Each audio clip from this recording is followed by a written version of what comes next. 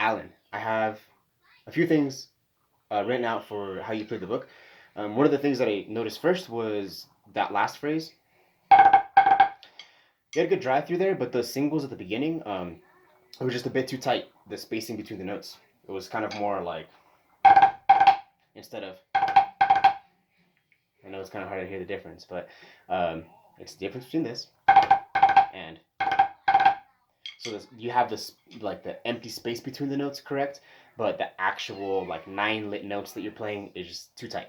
Um, which is interesting because later in that phrase, when you play the 9 lits crescendoing, you have the correct spacing.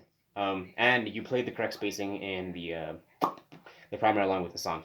So remember, 9 lits are round. They're just another form of triplets. And I always found it helpful to think of triplets as like being this round rhythm, right? You can literally like a pendulum like swing to it, and 9 lits are no different.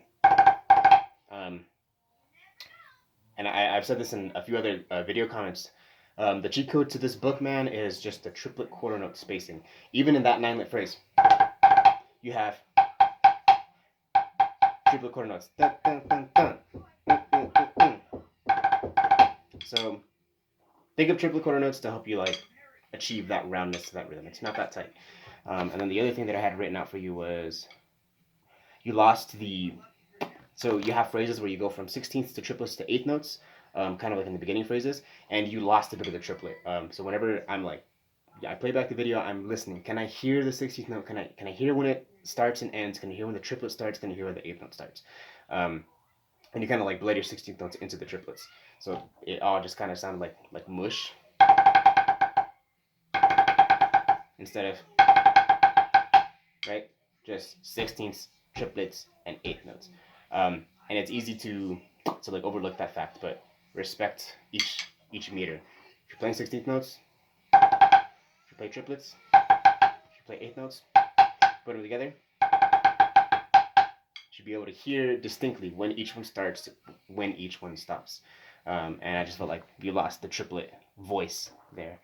And then the other thing, I haven't given comments on anyone else's video on dynamics, but I'm going to give it to you because that long triplet roll, good roll. But if you look at where you start and where you end, the difference in the dynamic height is like this. You kind of start at like mezzo piano, and then you kind of end at like mezzo forte.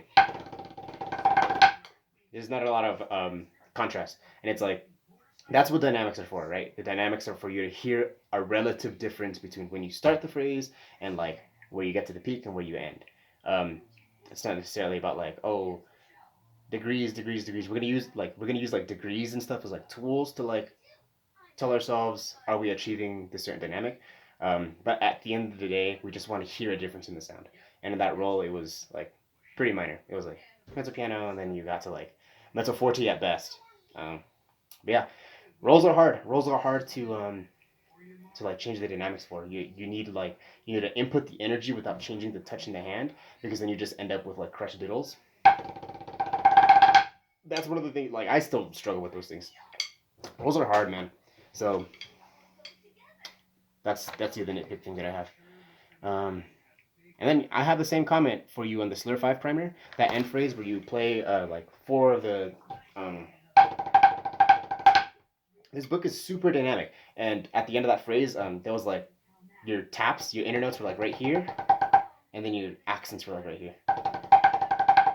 So it was all kind of like a similar height. I didn't see a big difference, which wouldn't necessarily be an issue. But this book, man, this book has definitions up the butt, bro. It's like this measures like mezzo piano, the next measure is mezzo forte, and you're playing this rhythm. The only thing that the judge is going to be looking for is the accents. Can he hear a difference in the accents? And the difference in sound between the accents and the taps relies a lot on how you're playing the taps. So if you're playing the taps up here, it's going to be a lot harder to get like relative difference in sound with your accents. So your rhythms are great and the sound is great. Just try to like bring the taps down. Man, this whole comment just bring the taps down, I guess.